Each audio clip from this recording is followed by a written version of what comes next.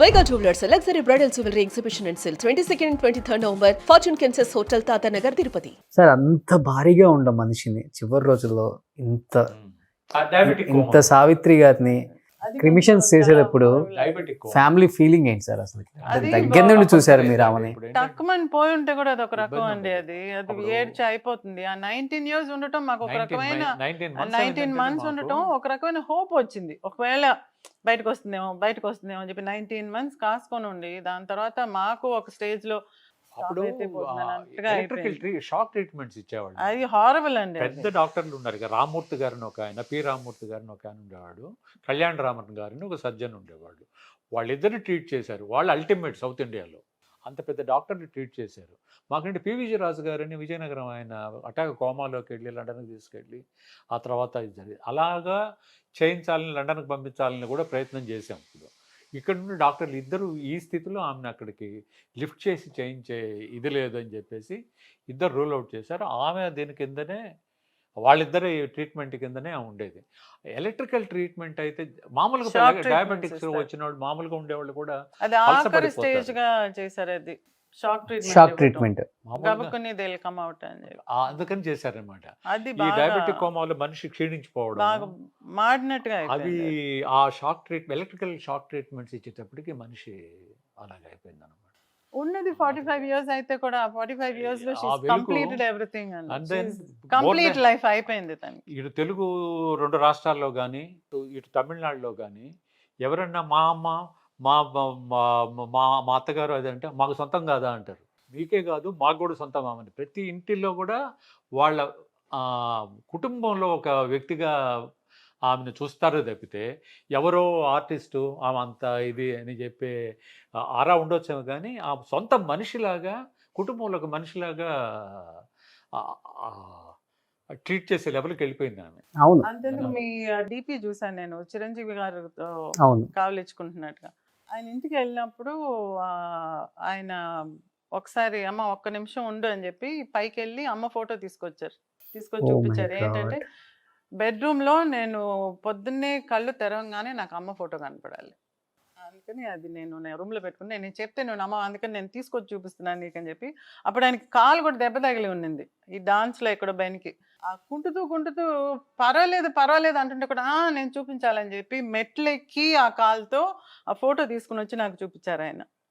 నేను పొద్దున్నే నిద్ర లేవగానే నేను అమ్మ ఫోటో చూడాలి. నేను చిరంజీవి గారిని చూస్తాను. వాళ్ళకి ఆ టైంకి వాళ్ళకి గురువు, ఈ టైంకి మాకు ఆయన గురువు. ఆప్యాయత అంటే కుటుంబంలో ఒక మనిషిగాను, ఒక అమ్మగాను, అక్కగాను, చెల్లిగాను, అలా కోడలుగాను అటు చూశారు కానీ ఆర్టిస్ట్గా అనుకోలే ఆమెని. అంత ఇది ఇంకే ఆర్టిస్ట్ చాలా గొప్ప నటీనటులు ఉన్నారు, సొంతం చేసుకున్నది ఈమెనే. అవును, అది గట్టిగా చెప్పగలం. అమ్మన్నారు 45 సంవత్సరాలకి అన్ని చూసేశారని. ఏ కార్ వచ్చినా గానీ ఇండియాలో ఫస్ట్ చెన్నైలో అమ్మ ఇంట్లో ఉండాలంట. అది ఇష్టం బాగా, చాలా ఇష్టం. కార్లు అంటే ఎంత ఇష్టం మనకు కూడా.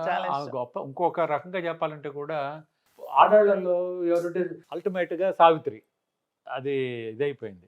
మగాళ్లలో అనేటప్పటికి రామారావు గారా, నాగేశ్వరరావు గారా, తమిళనాడులో అయితే శివాజీయా, ఎంజీఆర్, జమినియా, ఇట్లా పోటీలు పడి అభిమాన సంఘాలు ఉన్నాయి. ఈమెకి అభిమాన సంఘాలు అలాంటివి ఏమి లేవు కానీ వాళ్ళలో డివిజన్ ఉంది అభిమానాల్లో. ఎంజీఆర్కి కొంత అభిమానులు, శివాజీకి కొంతమంది అభిమానులు, జమినికి కొంతమంది అభిమానులు, ఇన్ని కోట్ల మంది అందరూ కలిపి సావిత్రికి మాత్రమే అభిమానులు. అవును, ఇంతమంది హీరోలకు ఉన్న అభిమానులు హీరోలు కూడా ఈజీగా ఫీల్ అవుతారంట ఆ రోజుల్లో.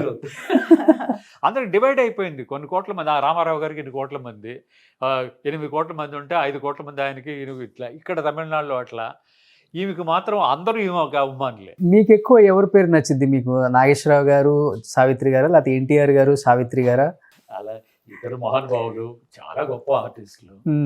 వాళ్ళకి వీళ్ళు తక్కువ, వాళ్ళతో ఎక్కువ అనేది ఉందండి. బట్ ఏ ప్రొడ్యూసర్ అయినా కానీ, కృష్ణ గారు కానీ, లేకపోతే నాగేశ్వరరావు గారు కానీ, ఎన్టీఆర్ గారు కానీ, ఎవరి దగ్గరికి వెళ్ళినా కానీ ఇలా సినిమా అండి, ఇలా కథ అండి, సావిత్రి గారి హీరోయిన్ అండి, డేట్లు ఇవ్వండి అంటే, మా డేట్లు కదా ముందు సావిత్రి డేట్ ఫిక్స్ చేసుకొని రా, తర్వాత మా డేట్లు ఇచ్చేస్తాం అనేవాళ్ళంట. ఎందుకంటే 4 హీరోలతో చేసేదండి ఆవిడ.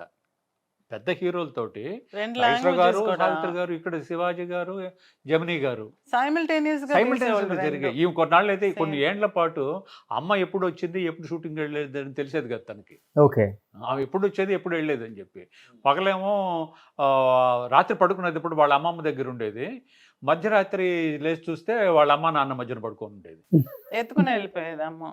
ఓకే, షూట్ నుంచి రాగానే. నేను చూస్తున్నా అది.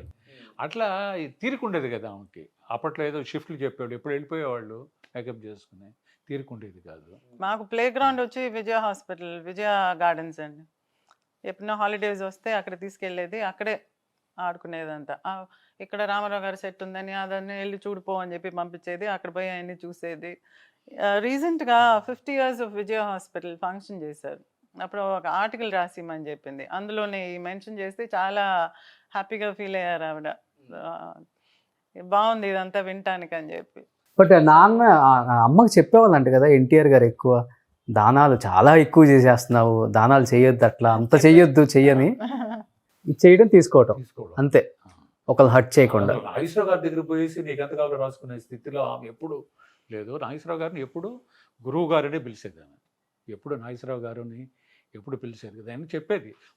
పీపుల్లయ్య గారు డైరెక్షన్లో ఎలా కెమెరా యాంగిల్స్, లైటింగ్ ఎక్కడ నిలబడాలా, ఎట్లా చేయాలనేది పీపుల్లయ్య గారు చెప్పారు నాకు. ఒక సినిమాలో ఎలాగూ యాక్ట్ చేయాలా, ఎలాగ డైలాగ్ చెప్పింది నేను నేర్చుకుంది నాగేశ్వరరావు గారి దగ్గర. ఆమె చెప్పిన మాటలు ఇవి నావి కాదు. అంత ఇదిగా ఉండేది భక్తి ఆమెకి. ఆయన సుమన్ టీవీలో మీ పర్సనల్ అండ్ బిజినెస్ ప్రమోషన్స్ కోసం కింది నెంబర్కి కాంటాక్ట్ చేయండి.